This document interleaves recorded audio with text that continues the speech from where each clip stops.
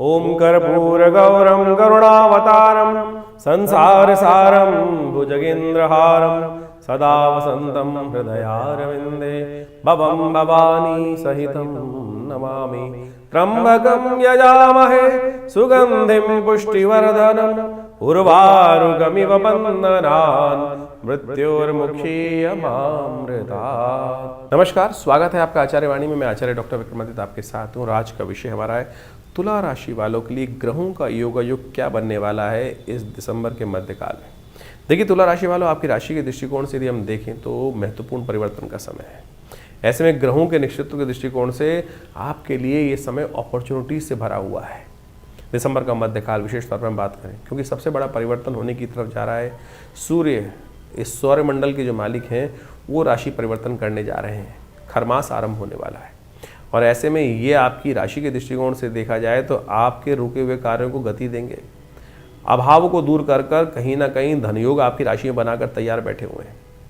बस ध्यान रखना पड़ेगा, आपकी राशि में जो आपके कर्म हों, जो आपके कार्य हों, वो गलत तरफ ना हो। सही काम का सही नतीजा आपको प्राप्त होगा, गलत काम का गलत नतीजा भी प्राप्त होगा, इस बात का भी ध्यान रखना। तो इसलिए सही दिशा को पकड़ते हुए चलने की आवश्यकता होगी। और यदि कोई ना कोई, वो कौन से खास तौर पे आपके लिए ग्रहों का योग करने वाला, शुक्र भी बुध भी, जो देखें ग्रहों का योग मंगल अस्त चल रहे हैं, शुक्र अस्त होने वाले हैं। ऐसे में चतुर्ग्रही योग आपकी राशि में बनकर तैयार है। बृहस्पति आपकी राशि के दृष्टिकोण से देखें तो विशेष परिवर्तन के साथ भाग्य में जाकर पुनः स्थित हो गए हैं। तो आने वाले 6 महीने भाग्य से बहुत कुछ आपको प्राप्त होने के योग देने वाले हैं। इसलिए भाग्य का थोड़ा दरवाज़ा खटखटाइए, धर्म से जुड़े रहिए। स्थितियाँ क्या कुछ होने वाली हैं, रिलेशनशिप में भी खास तौर पे ध्यान रखना पड़ेगा, क्योंकि मंगल शनि, जो मंगल का और शुक्र का योग बनने वाला है, वो कहीं ना कहीं रिलेशनशिप्स में नई जान ला सकता है। गलत लोग नुकसान दे सकते हैं, इस बात का ध्यान रखिएगा। क्या कुछ होगा आपके साथ, क्या कुछ बनेगा योग आपके साथ, इस समय कौन से ग्रहों को कंट्रोल करना है वो भी हम आपको बताने वाले हैं। सबसे पहले हम बात कर लेते हैं 11 तारीख की। 11 दिसंबर बृहस्पतिवार का अवसर, सप्तमी तिथि विद्यमान है। पौष के महीने की सप्तमी तिथि है और इस दिन ग्रह नक्षत्रों के दृष्टिकोण से देखें तो ग्रहों का योग आपके लिए ओवरऑल कई मामलों में पॉजिटिव है, कई मामलों में पॉजिटिव है। जी हाँ, बस ये ध्यान ये रखना है कि शाम जो है ना, जैसे दिन तो अच्छा काम किया, शाम को कई बार व्यक्ति थक जाता है और थक कर कहीं ना कहीं किसी कुचाल में फंस सकता है, किसी की गलत जाल में फंस सकता है। गलत जो बेढंगे लोग हैं उनके चक्कर में आए तो कहीं ना कहीं आपकी चाल को भी बेढंग कर सकते हैं। इस बात का आपको ध्यान रखना है। इसलिए शिव का ध्यान करो। काल अष्टमी है, शिव की शाम जो है वो शिव के सानिध्य में निकालो। स्पिरिचुअल हो, अध्यात्म में जाओ, भगवान के पूजन करो, ये आपके लिए बहुत कल्याणकारी होगा। इसमें भगवान की कृपा से कल्याणकारी योग बनेंगे। तो भगवान में भी रमते योगी के साथ नहीं, जो विशेष तौर पर सही जो आपके गुरु हैं उनके सानिध्य में जाके काम करने का प्रयास करो। भगवान शिव का सानिध्य प्राप्त करो, वो आपके लिए कल्याणकारी रहेगा। 12 तारीख शुक्रवार का अवसर, अष्टमी तिथि विद्यमान है। इस दिन ग्रह ने परिवर्तन का योग बनाया है जो थोड़ा भारी हो सकता है, आपके लिए ध्यान रखना पड़ेगा। आपकी राशि के दृष्टिकोण से थोड़ा कहीं ना कहीं मनोमस्तिष्क में थोड़ा सा जो नुकसान होने के योग दिखाई देते हैं। विचार गलत हो सकते हैं, साथ साथ कहीं ना कहीं स्वास्थ्य के मामले में भी समस्याएं उत्पन्न करने के योग बना रहे हैं ग्रह। आपके लिए थोड़ा ध्यान रखने की आवश्यकता है। इस दिन रुक्मणी अष्टमी है, हो सके तो भगवती का, भगवान कृष्ण का रुक्मणी जी के साथ पूजन करें। जो 8 स्त्रियों को, सौभाग्यवती स्त्रियों को भोजन कराने से कहा जाता है इस दिन समस्त कष्ट दूर होते हैं, भाग्योदय होने के योग बनते हैं, कष्ट निवृत्त हो जाते हैं। तो ये व्रत कौस्तुभ के अंदर ये उपाय बताया गया है कि जो पौष मास की अष्टमी, शुक्ल कृष्ण पक्ष की अष्टमी है, राधा अष्टमी के दिन 8 सौभाग्यवती स्त्रियों को भोजन कराइए, उनका आशीर्वाद दीजिए, बहुत से कष्ट दूर होने के योग बन जाएंगे। 13 तारीख शनिवार का अवसर, अष्टमी तिथि विद्यमान के बाद नौमी तिथि विराजमान हो गई है और ऐसे में ग्रह नक्षत्रों के दृष्टिकोण से इस वक्त आपको थोड़ा ध्यान रखना पड़ेगा। आपके स्वास्थ्य के लिए थोड़ा समय भारी है, अननेसेसरी खर्चे थोड़े बढ़ते दिखाई दे रहे हैं, इसलिए फिजूल खर्ची से बचने का आपको बहुत विचार रखना चाहिए। छोटी छोटी बातों में लोग आपके साथ न्याय नहीं करेंगे, छोड़ेंगे नहीं, बख्शेंगे नहीं। आपके जो है नुकसान ज़्यादा कराने के लिए लोग तत्पर होकर बैठ गए हैं। तो ऐसे में थोड़ा आपको ध्यान रखना पड़ेगा। एक काम करें, आपकी राशि के दृष्टिकोण से जो भी आप भोजन कर रहे हैं उसका पहला ग्रास निकाल कर कुत्ते को या श्वान को या कौवे को डाल दीजिए। देखिए उससे क्या होगा, आपके ग्रहों के अनुसार से शत्रुओं पर विजय प्राप्त करने के, नेगेटिव लोगों पर विजय प्राप्त करने के योग आपके लिए बन सकते हैं। 14 तारीख रविवार का अवसर है, दशमी तिथि इस दिन विद्यमान है। ग्रहों नक्षत्र दृष्टिकोण से आपके लिए समय परिवर्तन भागता हुआ आ रहा है। बस थोड़ा ध्यान रखना है, धीरे धीरे, एकदम बहुत जल्दी तेजी से डिसीजन नहीं लेना है, रुक कर आने वाले समय में दोपहर जो दिन है थोड़ा हल्का दिखाई देता है, लेकिन शाम आते आते चीज़ें आपके फेवर में, चीज़ें आपको समझ में आने के योग बन सकते हैं। नए कार्य की तरफ ना भागिएगा। भद्रा का योग भी चल रहा है, शुक्र इस दिन अस्त होने जा रहे हैं, तो ध्यान रखना पड़ेगा। किसी जो एंटरटेनमेंट की तरफ ज़्यादा जाने की वजह से कहीं ना कहीं मनोमस्तिष्क जो है वो गलत लोगों के चक्कर में बुद्धि थोड़ी सी भ्रमित होने की योग बनती दिखाई दे रही है, इसलिए थोड़ा सा ध्यान रखते हुए कार्य करें। थोड़ा आप एक काम करें, आपके लिए अच्छा रहेगा, भगवान सूर्य की उपासना करें, सूर्य को जल दें तो आपके लिए अच्छा रहेगा। 15 तारीख सोमवार की बात कर लेते हैं, ये बहुत महत्वपूर्ण दिवस है। धन योग आपकी राशि में बनकर तैयार हो गया है और आपकी राशि में खास तौर पे स्वयं के प्रयासों से, स्वयं की बुद्धि से, तो ये आपकी किस्मत को जगाने का योग बनता दिखाई दे रहा है, धन की प्राप्ति का योग बनता दिखाई दे रहा है। इस दिन आपकी राशि के दृष्टिकोण से देखें तो सूर्य भी परिवर्तन की तरफ जा रहे हैं, लेकिन उनका प्रभाव अगले दिन होगा, क्योंकि सुबह 4:20 पर परिवर्तन की तरफ जाएगा। ऐसे में आपकी राशि के दृष्टिकोण से भगवान की कृपा आपको अवश्य चाहिए। ग्रहों का जो खेल है उसमें अच्छे से रब करने के लिए हमारे जीवन में जो कष्ट आते हैं ना, वो विशेष तौर पर कष्ट आते हैं कहीं ना कहीं हमारे द्वारा किए गए कर्मों के अनुसार से। कहा जाता है एक राजा था, उसका एक पुत्र था, वो तमाम गलत काम करता था, राजा ने उसको त्याग दिया। पद्म पुराण की कथा है, समझ लीजिए। इस एकादशी का बड़ा महत्व है, सफला एकादशी कहा जाता है। क्या पद्म पुराण में कथा है, किस प्रकार से उपाय करने चाहिए, कैसे भगवान की कृपा होती है, ये शास्त्र में वर्णित है। पौष मास में की कृष्ण पक्ष की एकादशी जो आती है उसको सफला एकादशी के नाम से जाना जाता है, और ये कृष्णा एकादशी, सफला एकादशी के रूप में जिसका नाम है, ये बहुत महत्वपूर्ण है। और समझें ये बेसिकली क्या है, इस कॉन्सेप्ट क्या, कहानियाँ कहीं ना कहीं मिलती हैं शास्त्र के दृष्टिकोण से। उस कहानी को यदि हम समझें, पद्म पुराण के में एक आख्यान मिलता है। पद्म पुराण के अनुसार से कहा जाता है कि प्राचीन काल में चंपावत नाम का एक क्षेत्र था, और चंपावत क्षेत्र के अंदर एक बहुत प्रख्यात राजा था। उसकी जो संतान थी वो कुछ गलत मार्ग पे चली गई। गलत मार्ग पे चली गई तो गलत मार्ग पे जाने के गलत नतीजे होते हैं, सब कुछ ऐश्वर्य इत्यादि सब समाप्त हो गया। लेकिन देव योग से कहीं ना कहीं कुछ अच्छा कार्य किया होगा कभी ना कभी, क्योंकि उसी के कारण से उस परिवार में उस व्यक्ति को जन्म लेने का अवसर मिला। तो कहा जाता है उसने देव योग से इस सफला एकादशी के दिन एक पीपल के पेड़ के पास जाकर उसके फल एकत्र कर कर एक कोटर में रख दिए। खा नहीं पाया लेकिन रख दिए उठा के कहीं, और इसी से भगवान विष्णु की प्रसन्नता प्राप्त हुई और भगवान विष्णु की कृपा से उसके समस्त कष्ट दूर होने के योग बने। पीपल में साक्षात भगवान विष्णु का वास होता है, और कहा जाता है कि पीपल के पूजन करने से भगवान विष्णु की कृपा से जो क्या होता है कि आपके बहुत सारे कष्ट, शनि इत्यादि के बहुत सारे कष्ट दूर हो जाते हैं। जिन लोगों की ढैया चल रही है, शनि का नेगेटिव प्रभाव चल रहा है, इस दिन अवश्य पीपल का पूजन करने का प्रयास करें। पीपल का सब पूरा षोडशोपचार पूजन, उनकी प्रदक्षिणा, उनके समक्ष जाकर जो भी होता है केला इत्यादि समर्पित करने का प्रयास करें। जिस प्रकार से भी पूजन, बैठ के पूजन करें, थोड़ी देर उनकी छाया में बैठ के पूजन करने का प्रयास करें, आरती उतारने का प्रयास करें, ओम नमो नारायणाय इस मंत्र का स्मरण करने का प्रयास करें। कैसी भी शनि की ढैया, कैसे भी शनि का प्रभाव चल रहा है, उससे इस दिन ये पूजा करने से भगवान विष्णु की कृपा भी प्राप्त होगी, महालक्ष्मी का आशीर्वाद भी मिलेगा, और बड़े से बड़ा जो जीवन का किया हुआ दुष्कर्म है वो विशेष तौर पर कट जाता है। छोटा सा प्रयास करने का प्रयास कीजिए ना। जितने ये देखिए, ये टेस्टिमनीज हैं, जो उपनिषद की कथाएं हैं, पुराणों की कथाएं हैं, वो विशेष तौर पे उस राजा की कथा यदि आप समझ लें तो क्या है कि उसने केवल इतने से तो किया कि जो पीपल के पेड़ के नीचे जो फल इत्यादि होते हैं उनको एकत्र कर कर एक जगह कोटर में इकट्ठा कर दिया। तो मुझे लगता है कि आपको भी यदि इसी भाव से उस कोटर में जाकर उस फलों को एकत्र कर कर उनको वहीं प्रसाद रूप में थोड़ा सा भक्षण भी कर लें। पीपल का जो वृक्ष का जो फल है वो विशेष तौर पर आप मान के चले कि ये बहुत अद्भुत शक्ति संपन्न माना जाता है, बहुत सारे कष्टों को निवारण करने का योग बनाता है। शनि के तमाम प्रभावों को दूर करने के लिए, नेगेटिव प्रभावों को दूर करने के लिए तो ये अद्भुत है।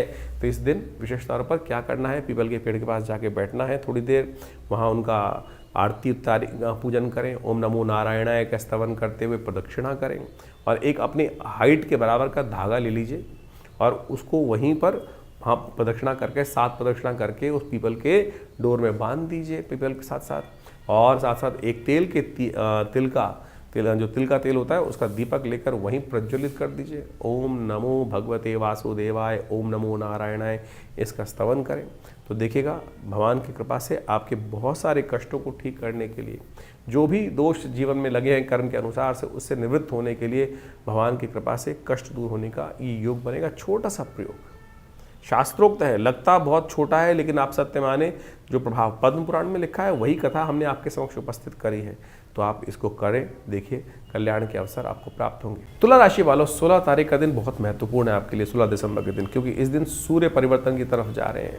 मंगलवार के दिन सूर्य ने जो परिवर्तन की चाल पकड़ी है, विशेष तौर पर सुबह 4:40 पर सूर्य परिवर्तन के साथ आपकी राशि में जहाँ उपस्थित हो गए, वो बहुत महत्वपूर्ण योग आपके लिए बना रहे हैं। ये आपके लिए खास तौर पे एक नया अपॉर्चुनिटी आपके सामने लाने वाले हैं। वैसे तो खर मास चल रहा है, खर मास में सूर्य की चाल थोड़ी हल्की हो जाती है, लेकिन इस बार जो सूर्य की चाल है वो आपके लिए बहुत महत्वपूर्ण है। खर मास होते हुए भी यदि हम बात करें तुला राशि वालों के लिए तो महत्वपूर्ण समय रहेगा। खर मास में कहा जाता है कि सूर्य के जो घोड़े होते हैं थक जाते हैं और भगवान सूर्य उनकी लगाम को थोड़ा हल्का कर देते हैं, उनको विश्राम करने को थोड़ा कह देते हैं, और ऐसे में थोड़े अटक अटक के चलने शुरू हो जाते हैं। सूर्य की चाल भी ऐसी हो जाती है, लेकिन आपकी राशि में ये चाल जो है यही आपको लाभ देने वाली है, आपके लिए बंद दरवाज़ों को खोलने के रास्ते देने वाली है। बस थोड़ा सा आपको अपने आप को अलर्ट रखना पड़ेगा। क्यों? क्योंकि इस समय मंगल अस्त है, शुक्र जो है वो भी अस्त हो गए हैं, तो थोड़ी सी जो चाल है आपके लिए वो कहीं ना कहीं थोड़ी सी कूटनीति का इस्तेमाल करते हुए कार्य करना है। कुनीति नहीं, कूटनीति का इस्तेमाल करते हुए कार्य कीजिएगा। परिवार को साथ लेके चलिए, समय का सदुपयोग करते हुए चलिए, पराक्रम को भूलिए मत। बस आपके पराक्रम से ही चीज़ें आपके लिए सपोर्ट करने के योग बहुत अच्छे से बनती दिखाई दे रही। गारंटी दे रहे हैं सूर्य और शुक्र का योग और सूर्य मंगल का योग जो है आपके लिए, खासतौर पे आपके प्रयास नेगेटिव नहीं होंगे। बस गलत काम मत करना, गलत काम जो नुकसानदायक है किसी को, आप मतलब आमतौर पे क्या होता है ना कि कुछ वक्त होता है कि सही दिशा से पैसे आने वाले हैं या गलत दिशा से सफलता आने वाली है। आपकी राशि में इस वक्त दिखाई दे रहा है कि सही मार्ग से ही आपको लाभ के योग बनेंगे, गलत मार्ग पे जाने की आवश्यकता ही नहीं। जब सही मार्ग से आपके कार्य बनने के योग हैं तो इसलिए गलत मार्ग पे कई बार दुविधा के चक्कर में फंस जाते हैं कि इसको पकड़ लो, बहुत बढ़िया। लेकिन आपकी राशि के दृष्टिकोण से मान लीजिए ये ग्रहों का परिवर्तन जो होने जा रहा है, ये सही मार्ग, धर्म के मार्ग से ही आपको लाभ देने के योग बनाने वाला है। भविष्य की बहुत सारी इंट्यूशंस आपके समक्ष में आती दिखाई देंगी, इसलिए ज़्यादा चिंता ना करें। भगवान सूर्य को थोड़ा बल देने का प्रयास करें, थोड़ा मंगल को ताकत देने का प्रयास कीजिए। मंगल कमज़ोर है इस वक्त आपकी राशि के दृष्टिकोण से, जो आलस्य करा रहा है, इसलिए आलस में ना फंसिए, थोड़े अलर्ट हुई। सर्दी का मौसम है, कई बार क्या होता है आदमी थोड़ा रुक जाता है, अरे पता नहीं आगे बढ़ूँ ना बढ़ूँ। अलर्ट होकर काम करने का प्रयास कीजिए तो आपके लिए अच्छा रहेगा। ऐसे में आपकी राशि के दृष्टिकोण से कुछ खास उपाय भी आपको करने का प्रयास करना चाहिए। भगवान सूर्य का नित्यप्रति दर्शन, जल्दी उठिए, भगवान सूर्य का सुबह उदित होते सूर्य का दर्शन अवश्य किया कीजिए, उनको अर्घ्य दीजिए, गायत्री का पाठ कीजिए। तो धनु संक्रांति जो है वो विशेष तौर पर होने को तैयार है और एक खर मास माना जाता है। इस बार 15 दिसंबर की रात्रि में करीब 28 यानी सुबह 4 बजे, यानी आप मान के चलें 16 तारीख को सुबह 4 बजे सूर्य परिवर्तन की तरफ जा रहे हैं। संक्रांति सुबह 4 बजे होने के कारण से, रात्रि में सूर्यास्त होने के बाद से होने के कारण से, इसका जो पुण्य है वो 16 तारीख को ही माना जाएगा। खरमास आरंभ हो रहा है और खरमास में क्या होता है कि सूर्य की गति थोड़ी कम हो जाती है। और ये सूर्य की गति, सूर्य ऊर्जा के मालिक माने जाते हैं, सूर्य ऊर्जा के मालिक माने जाते हैं, संसार को चलाने वाले माने जाते हैं। और जो मीन राशि में और धनु राशि में जब सूर्य आते हैं, बृहस्पति की राशि में है, तो कहीं ना कहीं सूर्य की गति को कहीं ना कहीं कम होने के योग बन जाते हैं। लेकिन ऐसे में इस बार जो है वो सूर्य की गति कम नहीं करने देंगे बृहस्पति, क्योंकि बृहस्पति बिल्कुल सम्मुख बैठे हुए हैं सूर्य के, और वो बृहस्पति जो है उनका प्रभाव पूरी तरह से सूर्य पे पड़ता दिखाई दे रहा है। तो ऐसे में आपको अपनी एनर्जी कम नहीं दिखाई देगी, थोड़ी सी एंजाइटी ज़्यादा रहेगी, तो थोड़ा द्वंद्व से फंसते बदलाव करें, इस बात का ध्यान रखें। बिल्कुल कि सूर्य के बिल्कुल सम्मुख बृहस्पति महाराज अपनी राशि पर पूर्ण दृष्टि डालते दिखाई दे रहे हैं। तो ये खर नेगेटिव नहीं है, खर मास जो है ये पॉजिटिव ही बनता दिखाई दे रहा है। ऐसे में थोड़ा सा नित्यपति उपाय भगवान सूर्य का अवश्य करने का प्रयास करें। सबसे बड़ा उपाय हमने आपकी राशि के दृष्टिकोण से तो उपाय बताया ही है, लेकिन एक बात और ध्यान रखें, थोड़ी देर भगवान सूर्य का दर्शन अवश्य करें। हो सके तो एक तांबे के लोटे में थोड़ा जल लेकर और उसमें एक पीला पुष्प और साथ में थोड़ी सी रोली, लाल रंग की रोली जो मिलती है उसको डाल लीजिए और भगवान सूर्य का दर्शन करते हुए ओम अहे सूर्य सहस्त्रांशो तेजो राशि जगतपदे अनुकंपाय माम भक्ता गणर्गम दिवाकरम भास्कराय नमः दिवाकराय नमः सूर्याय नमः, इन्हीं मंत्रों के द्वारा आप भगवान सूर्य को नित्यपति अर्घ्य देने का प्रयास करें। और ऐसे में कहा जाता है कि धनु की जो संक्रांति होती है उस समय में गर्म कंबल का दान, कपड़ों का दान, चप्पल का दान, जूते का दान, तिल का दान, गुड़ का दान यदि ब्राह्मणों को किया जाए, जरूरतमंद लोगों को किया जाए, तो भगवान सूर्य के जितने भी कमज़ोर स्थिति ज्योतिष में बनी हुई है उन सबको ठीक करने की स्थिति बहुत बढ़िया उत्पन्न हो जाती है। तो ये छोटे छोटे उपाय हैं, इनको अवश्य करने का प्रयास कीजिए। देखिए परिवर्तन की स्थिति अवश्य आपके लिए, सूर्य जो है इस बार हमने कहा नेगेटिव नहीं है, पॉजिटिव बनकर आ रहे हैं, तो इनका प्रभाव यदि मिल जाए, क्योंकि बृहस्पति की राशि में है, बृहस्पति से दृष्ट है, तो ऐसे में ये उपाय जो हमने आपको कहे हैं छोटे हैं लेकिन बिल्कुल बहुत बढ़िया लाभ आपको देने के योग बनाने वाले हैं। तुला राशि वालों 17 तारीख के दिन ग्रह नक्षत्रों का योग क्या है वो भी जान लीजिए। 17 तारीख को बुधवार के दिन आपकी राशि के दृष्टिकोण से प्रदोष का योग बन रहा है, बुध प्रदोष का योग। ग्रह आपकी राशि के दृष्टिकोण से बिल्कुल परिवर्तन की तरफ जा रहे हैं और ये परिवर्तन सीधा सीधा आपकी राशि के दृष्टिकोण से बड़ा महत्वपूर्ण है। आपकी राशि के दृष्टिकोण से आपको खासतौर पे क्या करना चाहिए, इस वक्त थोड़ा सा विनम्र होकर कार्य करवा लेना चाहिए। इस वक्त ग्रह आपके लिए खासतौर पे किस्मत को खोलने को तैयार बैठे हैं। आप थोड़ा विनम्र होइए, चीज़ों बड़े लोगों का आशीर्वाद लेने का प्रयास करें। घर के बड़े बूढ़ों के पैर छूकर जो भी कार्य करोगे ना, इन दिनों खास योग आपके लिए बनने वाला है कि वो सफलता की तरफ आपको अग्रसित करने वाला है। शाम के समय शिव का आशीर्वाद लें। बुध प्रदोष है, बुद्धि सही समय पर सही उपयोग रास्ता देने के लिए भगवान से यही प्रार्थना करें कि भगवान हमारी बुद्धि ऐसी हो कि सही दिशा पे काम करें। और कई बार लगने लगता है व्यक्ति को कि हमारे साथ न्याय नहीं हो रहा है, और तुला राशि वालों की तो खास तौर पर यह समस्या चलती है। तो बुध प्रदोष जब भी पड़े तो तुला राशि वालों को क्या करना चाहिए, भगवान शंकर के मंदिर में जाकर ये काम करना चाहिए। शाम को प्रदोष काल में, बुध प्रदोष के दिन जो भंग होती है, भंग के रस से भगवान का अभिषेक करने का प्रयास करना चाहिए। ओम नमः शिवाय का पाठ करते हुए, त्र्यंबकम मंत्र का जप करते हुए इसको कर लीजिए, कल्याण होगा। ईश्वरी कृपा से कल्याण मनोरथ सिद्ध होने के योग बन जाएंगे। 18 तारीख बृहस्पतिवार का अवसर है, मासिक शिवरात्रि का योग बन रहा है। ग्रह नक्षत्रों के दृष्टिकोण से चीज़ें आपके अनुकूल है। मन थोड़ा हल्का कम शक्ति में कम दिखाई दे रहा है, थोड़ा मन को प्रशस्त कीजिए। कोई गलत समय नहीं है, थोड़ा हल्का समय चल रहा है, इसलिए आलस में ना रहिए। बस इस बात का ध्यान रखते हुए कार्य, मन को मनाने का प्रयास कीजिए। हो सके तो भगवान को खीर का भोग लगाइए, खीर का प्रसाद ग्रहण कीजिए और परिवार के साथ मिलकर भगवान का पूजन करने से शिवरात्रि के दिन समस्त मनोरथ सिद्ध होते हैं। आपके व्यक्ति के हाथ में कुछ नहीं होता, इस भाव का ध्यान रखना चाहिए। कई बार क्या होता है, हम अंधकार में हो जाते हैं, इस बात सोचने लगते हैं कि भगवान है ही नहीं। शायद आपकी राशि के दृष्टिकोण से है कि भगवान के धर्म के कार्य से ही आपको लाभ प्राप्त। बृहस्पति महाराज बैठे हुए हैं इतनी बढ़िया जगह आपके लिए, तो ऐसे में भी धर्म के प्रति विमुख मत होइए होगा। मन थोड़ा सा कई बार हमको हल्का लग रहा होता है, बहुत सारी चीज़ें बहुत सारे ओट में छुपी हुई होती हैं, तो इस समय उस ओट के गहराई से चीज़ों को समझने की आवश्यकता है। बस उसको समझ लीजिए तो कहीं ना कहीं भाग्य है, परमात्मा है, इस बात पर विश्वास करते हुए कार्य करेंगे तो आपके लिए बहुत अच्छा रहेगा। भाग्य पे छोड़ दो चीज़ें, बिल्कुल अपॉर्चुनिटीज़ भाग्य के द्वारा आपके लिए अच्छी बनने के तैयार बैठी हुई हैं। 19 तारीख शुक्रवार का अवसर, अमावस्या तिथि विद्यमान है और ग्रह नक्षत्रों के दृष्टिकोण से आपकी राशि में जो योग बन रहा है वो बहुत बढ़िया बनकर तैयार हो रहा है। इसलिए हमने कहा आपको भाग्य पे चीज़ों को छोड़ने का प्रयास करो। आपके लिए चीज़ें अपने आप, मेहनत आपके सही दिशा में कार्य होने के लिए तैयार बैठे हुए हैं। थोड़ी बहुत कमी जो है वो पितरों का आशीर्वाद लेकर काम करने का प्रयास करें। पितरों के निमित्त गरीबों को भोजन करा दीजिए। इस दिन जो पितृ ऋण है वो भी निवृत्त हो जाएगा, चीज़ें आपके फेवर में आ जाएंगी। पितरों को, गायों को, कहीं ना कहीं श्वान को कुछ ना कुछ भोजन कराने का अवश्य प्रयास कीजिए। ब्राह्मणों को भोजन कराने का प्रयास कीजिए। गायत्री का जप कीजिए, तर्पण कीजिए। ये बहुत ज़रूरी काम आपके लिए चल रहा है इन दिनों। किस्मत से आपके ग्रह आने वाले 6 महीने में वारे न्यारे करने के योग बनाने वाले हैं, इसलिए पितृ ऋण से निवृत्ति पौष की अमावस्या के दिन अवश्य करनी चाहिए।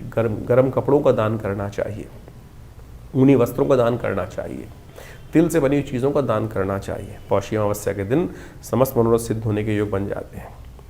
20 तारीख का दिन शनिवार का अवसर है, अमावस्या तिथि इस दिन विद्यमान है। उग्र नक्षत्रों के दृष्टिकोण से देखिए इस दिन शुक्र भी परिवर्तन की तरफ जा रहा है और ये कह रहा है आपकी राशि के दृष्टिकोण से घर परिवार वालों के साथ यदि चलोगे ना तो बहुत बढ़िया रहेगा। उनके साथ उनका विरोध मत करो। शनि अमावस्या का योग बना हुआ है और शनि इन दिनों आपके बड़े अनुकूल चल रहे हैं। फिर भी कई बार लोगों को लगता है, तुला राशि वाले प्रश्न लिख के भेज देते हैं कि हमारी किस्मत में सपोर्ट नहीं मिल रही है। राशि के दृष्टिकोण से तो बिल्कुल सपोर्ट ग्रह चल रहे हैं आपके लिए, लेकिन हो सकता है आपके अपने कई ग्रह जन्मपत्री में कहीं ना कहीं कुछ दशाएं खराब चल रही हों, उनको ठीक करने का प्रयास कर लो। फिर ये समय नहीं आएगा, ये समय निकल जाएगा तो फिर कहीं ना कहीं चीज़ें 12 वर्ष बाद आपकी किस्मत जगाने के रास्ते बनेंगे। राशि के दृष्टिकोण से बहुत बढ़िया समय चल रहा है। एक बात का और ध्यान रखिएगा, इन दिनों पौष के महीने में 5 शनिवार का योग बना हुआ है। ये प्रलयंकारी योग है, ये कहीं ना कहीं प्राकृतिक आपदाओं को दिखाता है। भूकंप इत्यादि त्रासदी इस समय घटने के योग बन सकते हैं, तो इसलिए बहुत ज़्यादा जो ट्रैवल वाले काम हैं उनको बचने का प्रयास कीजिए। तो इस प्रकार से आपने राशियों का जो प्रभाव समझा, उसके अनुसार से आपके दिनों पर दिन किस प्रकार से ग्रहों की चाल रहेगी, उसके अनुसार से अपने जीवन के कार्यों को हमें करने का प्रयास करना चाहिए। ज्योतिष एक प्रत्यक्ष विज्ञान है। ज्योतिष के अनुसार से इस बात को हमको अच्छे से समझ लेना चाहिए कि जो प्रभाव है वो विशेष तौर पर कहीं ना कहीं वो छाया पड़ रही है, वो सूर्य परिवर्तन की तरफ जा रहा है। जैसे बड़ा परिवर्तन होता है ना, जैसे गर्मी, सर्दी, बरसात, ये सब प्रभाव होता है तो प्रकृति पर इसके अनुकूल से प्रभाव पड़ते हैं। अब व्यक्ति विशेष के ऊपर से किस प्रकार का प्रभाव पड़ने के योग बनने हैं, वो विशेष तौर पर समझने की आवश्यकता है। जैसे क्षेत्र के अंदर बारिश हो रही है, उस क्षेत्र में हज़ारों लोग रहते हैं, करोड़ों लोग रहते हैं, लाखों लोग रहते हैं, उनके अपने अपने प्रभाव हैं। किसी के लिए वो वृष्टि अच्छी है, किसी के लिए वो सर्दी अच्छी है, किसी के लिए वही सर्दी रोग कारक हो जाती है। तो ये सारा का सारा बाइफिकेशन जो है वो राशियों के अनुसार से हम समझ सकते हैं, अपनी इंडिविजुअल जन्मपत्री के अनुसार से। जितना इसको सूक्ष्म करते जाएंगे ज्योतिष को, उतना ज़्यादा ज्योतिष की गणनाओं का प्रत्यक्ष चमत्कार हमको अपने जीवन में देखने को मिल सकता है। तो इसलिए बहुत सारे लोगों के प्रश्न लगातार हमारे व्हाट्सएप पे भी आते रहते हैं और बहुत सारे लोग व्हाट्सएप पे वैसे भी भेजते रहते हैं कि हमारे जन्मपत्री के अनुसार से क्या कुछ जानना है। देखिए, जन्मपत्री को वृहद वर्णन करना परम आवश्यक है। देखिए, ऐसा कई बार क्या होता है कि हम सब लोग नेगेटिव चले जाते हैं ज्योतिष के अनुसार से। हमारे जीवन में हमें पता चला कि कुछ कष्ट के योग हैं, तो हम कहते हैं फिर ये बायस है, गलत है, कुछ ना कुछ। लेकिन देखिए, सब कुछ कर्म के हाथ में है। कर्म प्रधान विश्व रच राखा। जैसे आपके जीवन में जो भोग बन रहे हैं, जो कुछ योग आपके समक्ष आ रहे हैं, वो सब कर्म का ही प्रभाव है। शुभ कर्म करेंगे तो शुभ फल आएगा और अशुभ करेंगे तो अशुभ का योग बनेगा। तो इसी प्रकार से आपके जीवन में यदि कोई ग्रहों का अशुभ प्रभाव बनकर आ रहा है, उसको ठीक करने के लिए सही कर्म, सही दिशा पकड़ना ही वास्तविक तौर पर सही कर्म करना है। तो उसके अनुसार से हमारे किए हुए जो दुष्कर्म है वो कहीं ना कहीं शुभ में परिवर्तन करने का योग बना लेते हैं। इसलिए भयावह चिंता ना करें। बहुत सारे लोग चिंता में फंस जाते हैं, किसी कुंडली में कुछ अशुभ योग आ गया, कोई केमुद्रम योग आ गया, कोई मांगलिक योग आ गया। तो पहले तो मांगलिक योग का ये समझ लें कि नेगेटिव योग है ही नहीं भाई। बहुत सारे लोग जबरदस्ती डरने का प्रयास करते हैं। कुछ लोग ज्योतिष के दृष्टिकोण से पितृदोष पितृदोष का हंगामा मचा देते हैं। अरे ज्योतिष में कहीं ज्योतिष का विषय पितृदोष है ही नहीं। अध्यात्म का विषय भी पितृदोष नहीं है। ज्योतिष की गणनाओं को देखकर, चार्ट को देखकर कोई ये कहे कि आपकी कुंडली में पितृदोष का योग स्थिति है तो बिल्कुल नहीं पता चल सकता। बिल्कुल ऐसा कोई योग नहीं। हाँ, इस प्रकार के योग बनते हैं कि कैसे लोगों को सावधान रहना चाहिए, कैसे आपको अपने जो कर्म है वो ठीक करने का प्रयास करना चाहिए। तो यदि आप ये मान के चलें कर्म का, जैसे आप सोचें कि आपके सामने आपके बड़े आ रहे हैं, पिता आ रहे हैं, कोई आ रहा है, अमावस्या आई या कोई स्थिति हुई और उस समय आपने उनके प्रति जो दायित्व कर्तव्य था वो नहीं किया, एक पितृदोष कैसे बनता है? आप मान के चलें आपने किसी बुजुर्ग व्यक्ति को कुछ उल्टा सीधा कह दिया और उसके मन से कुछ परेशानी हुई, तो आप समझें ये ऋण आप पे चढ़ गया, कर्म का दोष आपके जीवन में हो गया। और यही वास्तविक तौर पर जो कुछ दोष हैं वो बनते हैं। और ये कुंडली के अनुसार से बोलना कि भाई आपकी कुंडली में तो पितृदोष का योग बना हुआ है, तो ये बिल्कुल गलत है, फालतू की बात है। तो आप अपने कर्म को सुधारने का प्रयास करें, सही दिशाओं में कार्य करने का प्रयास करें। और जो कुछ कार्य हम आपको बता रहे हैं, आपकी राशि के अनुसार से योग बन रहे हैं, आपकी जन्मपत्री के अनुसार से योग बन रहे हैं, उनको करके तो देखिए। हमने प्रत्यक्ष चमत्कार एक नहीं हज़ारों बार देखे, हज़ारों बार देखे हैं और बहुत ज़बरदस्त तरीके से जीवन के कष्ट दूर होने के योग बनते हैं। तो इसलिए अपने कर्म को सुधार कर सही दिशा पकड़ें, जन्मपत्री को समझने का प्रयास करें। बहुत सारे लोग कहते हैं हमारे पास जन्मपत्री नहीं है, हमारे को राशि ही नहीं पता है। तो आपकी नाम की राशि भी तो है, आपके नाम के अनुसार से आप जान सकते हैं कि कौन सी राशि आपकी बन रही है।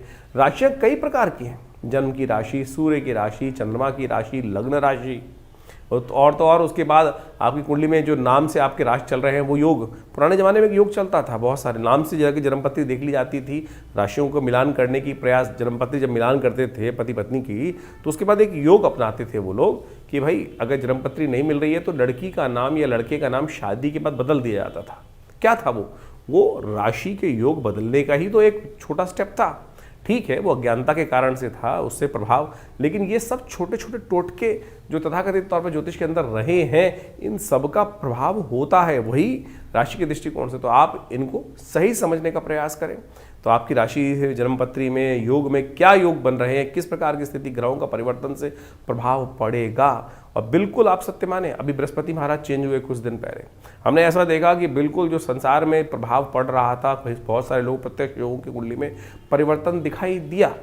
तो आपके लिए कौन सा समय अच्छा है, कौन सा समय खराब है। हम वैसे तो नित्यपति बताते ही हैं, तो आपके मन में भी कोई प्रश्न चल रहे हो, चिंता ना करें, आप हमारे इस कार्यक्रम में हमारे साथ जुड़ सकते हैं। और व्हाट्सएप के माध्यम से भी आप अपने प्रश्न को भेजते हैं बहुत सारे लोग, लेकिन उसमें सिर्फ किसी ने हाथ बना के भेज दिया, किसी ने केवल अपना नाम लिख के भेज दिया, ना प्रश्न लिखा है ना कुछ लिखा है, तो जवाब कैसे दिया जाएगा। तो आप अपने प्रश्नों को सही से, अपना नाम, आपकी आयु, आपकी date of birth, time of birth, place of birth, कहाँ जन्म स्थान है, वो सब लिखिए, और साथ साथ अपने जन्मपत्री की एक फ़ोटो भेज दीजिए अगर है तो आपके पास, और क्या आयु है आपकी इस वक्त, और क्या प्रश्न आपके मन में चल रहे हैं, क्या समस्याओं को निदान चाहिए। हज़ारों लोगों के प्रश्न आते हैं और बहुत सारे लोगों ने कुछ लिखा ही नहीं होता है, तो जवाब क्या दिया जाए हमारे आश्रम की तरफ से। तो इसलिए कोशिश ये करें, डिटेल्स को सही से भेजने का प्रयास करें, और बहुत सारे कार्यक्रम समय समय पर आपके लिए होते ही रहते हैं आश्रम पे, आप उन सब में भी समय समय पर आकर आश्रम पे जुड़ सकते हैं। प्रयास करेंगे कि संसार के कष्ट दूर हों, जीवन के कष्ट बहुत अद्भुत प्रकार से दूर होने के लिए ज्योतिष विज्ञान का सर्जन हमारे ऋषि मुनि ने किया है, तो उसका लाभ लीजिए, कल्याण होगा।